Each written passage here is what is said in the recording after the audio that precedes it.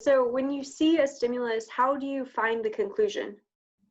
Like just quickly, or do you still read through the whole thing and then like point out which part is the conclusion?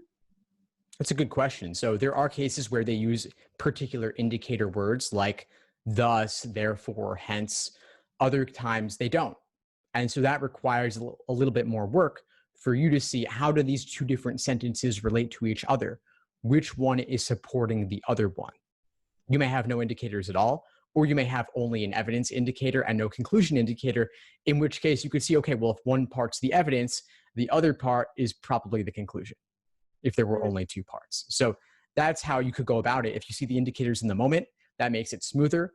Otherwise, in the absence of indicators, you may have to actually reread certain parts.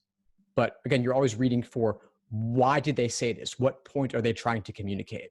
There are occasionally fact sets, of course, but most of logical reasoning is arguments.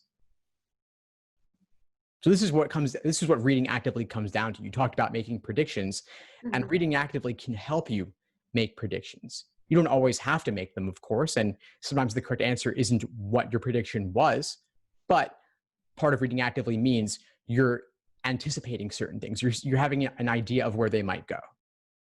Thanks for tuning into the show. Please subscribe if you haven't done so already to be notified of new episodes as I release them. And feel free to reach out if you need anything at all as you move forward with your prep. I'm happy to help however I can. In the meantime, I'll wish you all the best and take care.